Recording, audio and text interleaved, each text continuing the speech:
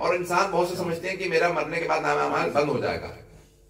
ہاں خود کچھ نہیں کر سکتا اس لیے کہتے ہیں کہ نام اعمال بند ہو جائے گا، لیکن پھر بھی حدیث نبوی ہے، ظاہر نبویات میں سے ہے کہ 5 ظاہر ختمی مرتبہ صلی اللہ علیہ وسلم کی حدیث ہے، چھٹے امام سے ختمی مرتبہ کی حدیث فرماتے ہیں کہ 5 لوگوں کا نامہ اعمال کبھی بند نہیں ہوگا، مرنے کے بعد بھی جاری رہے گا.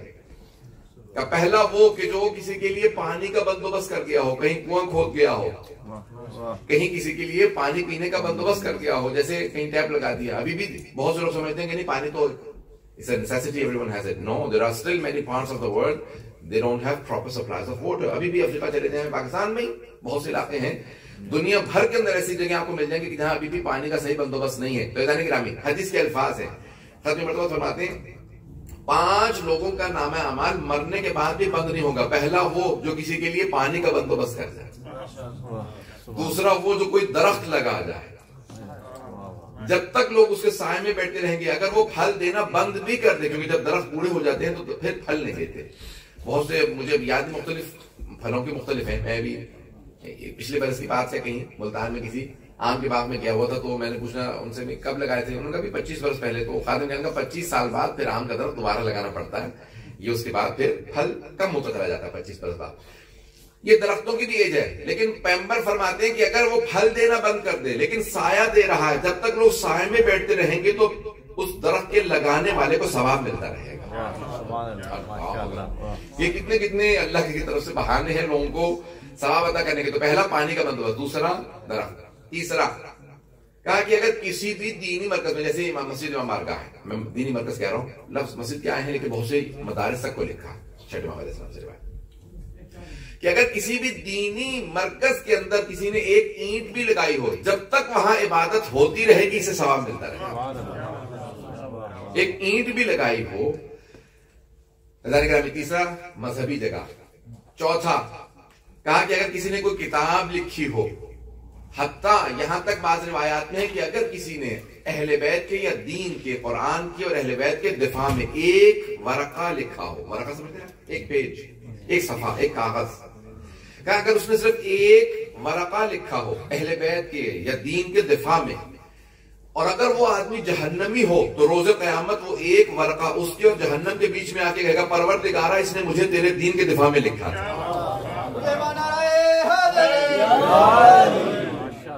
توجہ فرما رہے ہیں کہ جس نے اگر دین کے دفاع میں ایک ورقہ بھی لکھا ہو تو جب تک وہ ورقہ رہے گا لوگ اسے پڑھتے رہیں گے تو اسے ثواب ملتا رہے گا.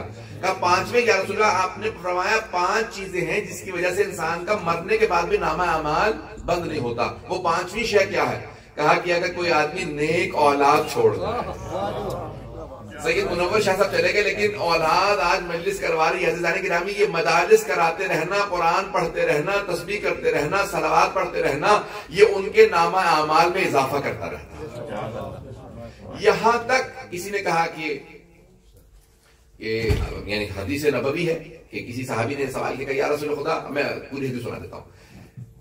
کہا کہ اگر بیٹا قرآن پڑھتا ہو اور ماں باپ کو بخشتا بھی نہ ہو، he doesn't even say that the thawab of this recitation goes to my parents. یہ بھی نہیں کہتا، صرف قرآن پڑھتا ہے. پیغمبر فرماتے ہیں اگر اولاد قرآن پڑھتی ہے، صرف قرآن پڑھتی ہے، تب بھی ماں باپ کے گناہوں کو اللہ بخشتا جاتا ہے. کہ یا رسول اللہ اگر ماں باپ مسلمان ہو تب کنو ولو کان کافرن، چاہے وہ دونوں کافر ہی کیوں نہ ہو. کہ یا رسول اللہ کافر کو تو ثواب نہیں مل سکتا. کہا لیکن اللہ ان کے عذاب میں کمی کر دے گا، عذاب میں کمی کر دے گا. اگر بچہ قرآن پڑھتا عزیزان گرامی نہیں آتا تو صرف سورہ فاتحہ ہی دہراتے رہیے. یہاں تک روایات میں کہ صرف بسم اللہ دہراتے رہو، یہاں تک کہ سورہ اخلاص دہراتے رہو، جو کہ ایک سورہ بھی آتا ہوں اسے دہراتے رہیں، اسی مرنے والے کو ثواب ملتا رہتا ہے. پوچھا امالی شیخ توسی کتاب ہے الامالی، وہاں پہ روایت موجود ہے کہ جناب ختم مرتبہ کو جب پتا چلا کہ ان کے ایک صحابی تھے حضرت سعد بن معاذ رضی اللہ عنہ. سعد بن معاذ، سعد کے نام سے بہت سے ہیں، کچھ اچھے بھی ہیں کچھ ہر طرح کے صحابی ہیں، تو لیکن سعد بن معاذ ایک صحابی ہیں جن پہ رسول خدا نے کہا تھا آپ پہ جہاد ساتھ تھے. کیوں؟ پورے مسلمانوں کے جہاد کا خرچہ وہ دیا کرتے تھے. سارا اسلحہ سب کو، آپ کو تلوار چاہیے تلوار میں دے دوں گا، گھوڑا چاہیے میں دے، سارا خرچہ وہ کرتے تھے. تو پیغمبر نے کہا تم پہ جہاد سانپے تھے. توجہ ہے؟ ابھی 1907 کا انتقال ہو گیا مدینے میں. جب انتقال ہو گیا نا سعد بن معاذ کا, تو رسول خدا ننگے پاؤں جنازے میں آئے. تو صحابہ نے کہا یا رسول اللہ آپ ننگے پاؤں جنازے میں کیوں آئے؟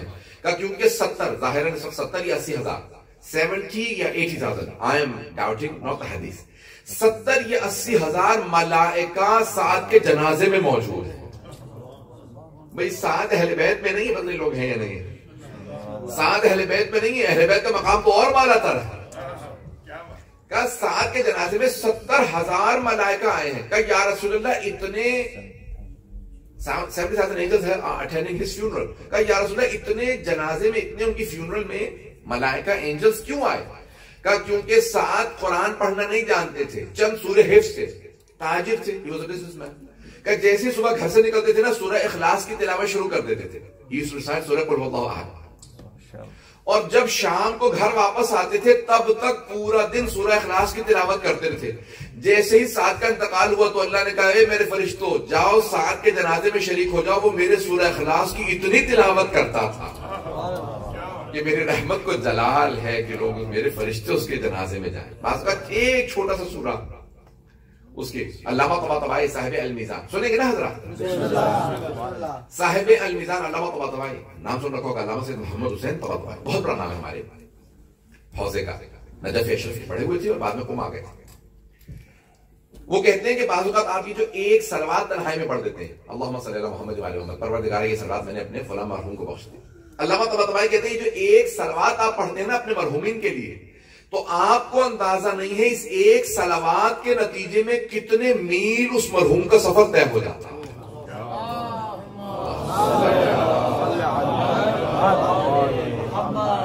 پتہ نہیں مجمع ہے میرے ساتھ نہیں کہ ایک صلوات کے نتیجے میں اس روح کا کئی میل کا سفر طے ہو جاتا ہے, ایک صرف صلوات کے نتیجے میں. عزیزان گرامی کبھی یہ نہ سوچیے ارے یہ بہت کم ہے, یہ حقیر سی شے ہے, میں کیا دوں کسی مرحوم کے لیے. نہیں, کبھی کسی شے کو کم نہ سمجھیں. یہاں تک شیخ عباس قمی نے لکھا ہے کہ ایک مشہد مقدس کا ایک گورنر تھا, بہت ظالم تھا. مفاتیح الجنان نے لکھا ہے کہ مشہد مقدس کا گورنر تھا, ظالم, ظلم کرتا تھا. جب وہ مر گیا تو لوگ بہت خوش ہوئے کہ اچھا وہ مر گیا. کسی نے اس کے لیے فاتحہ نہیں پڑھی. لوگ خوش ہوئے, خوشی منائے کہ مر گیا ہوا. اسے لوگوں نے دفنا دیا, نہ جانے کہاں پہ کسی نے دفنا دیا, خاندان والوں نے. جب وہ مر گیا تو بڑے بڑے علماء نے خواب میں دیکھا کئی برس بعد یا کئی مہینوں بعد اس کے مرنے کے, کہا کہ